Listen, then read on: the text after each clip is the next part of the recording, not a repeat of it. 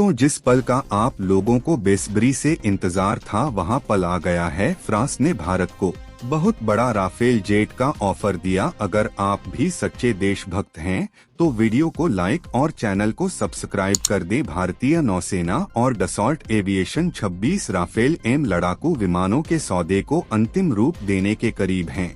Dassault को उम्मीद है कि अगर उसे medium role fighter aircraft MRFA के तहत 114 लड़ाकू विमानों की आपूर्ति का अनुबंध मिलता है तो भारत राफेल लड़ाकू विमानों का दूसरा सबसे बड़ा ऑपरेटर बन सकता है।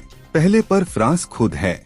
डसॉल्ट एविएशन भारतीय वायुसेना IAF में फ्रांसीसी मूल के लड़ाकू विमानों के लिए उत्तर प्रदेश में एक मेंटेनेंस, रिपेयर और ओवरहाल MRO फैसिलिटी स्थापित कर रहा है। भारतीय वायुसेना डसॉल्ट के 1980 के दशक में शामिल किए गए 50 मिराज 2000 विमानों और पिछले कुछ वर्षों में शामिल किए गए 36 राफेल लड़ाकू विमानों का संचालन करती है। अगर डसॉल्ट एविएशन की यह इच्छा पूरी हो जाती है तो यह सभी डिफेंस डील में सबसे बड़ा होगा। इससे भारत के राफेल बेड़े में 176 जेट विमानों का विस्तार हो सकता है। इसका तुलना में फ्रांसीसी वायुसेना 185 राफेल को ऑपरेट करती है, जबकि फ्रांसीसी नौसेना के पास 46 राफेल एम हैं।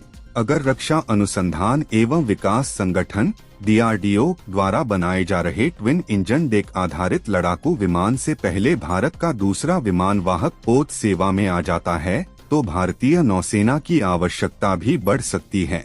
2040 के लिए डसॉल्ट के अनुमानों में यह उम्मीद शामिल है कि भारतीय नौसेना फ्रांसीसी नौसेना को पीछे छोड़कर राफेल एम लड़ाकू विमानों का सबसे बड़ा ऑपरेटर बन सकती है। डसॉल्ट को भारत से 31 राफेल एम लड़ाकू विमानों के लिए अतिरिक्त ऑर्डर मिलने की उम्मीद है।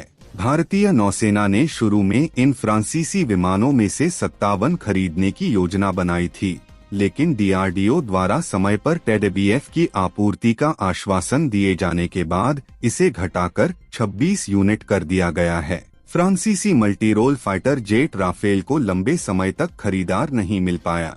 मिस्र और कतर से मिले मामूली ऑर्डर के अलावा राफेल के ऑर्डर बुक में ऐसा कुछ भी नहीं था जिस पर गर्व किया जा सके। डसॉल्ट को Belgium, Brazil, Canada, Finland, Kuwait, Singapore और स्विट्जरलैंड से निराशा हाथ लगी। इसका प्रमुख कारण राफेल कीमत रही।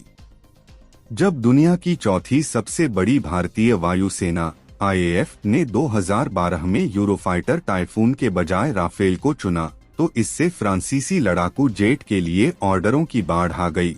तब से UAE ने 80 राफेल के लिए एक ऐतिहासिक सौदे पर हस्ताक्षर किए हैं। राफेल के पहले प्रोटोटाइप ने 19 मई 1991 को उड़ान भरी थी और पहला राफेल F1 ठीक एक दशक बाद 18 मई 2001 को फ्रांसीसी नौसेना को सौंपा गया था।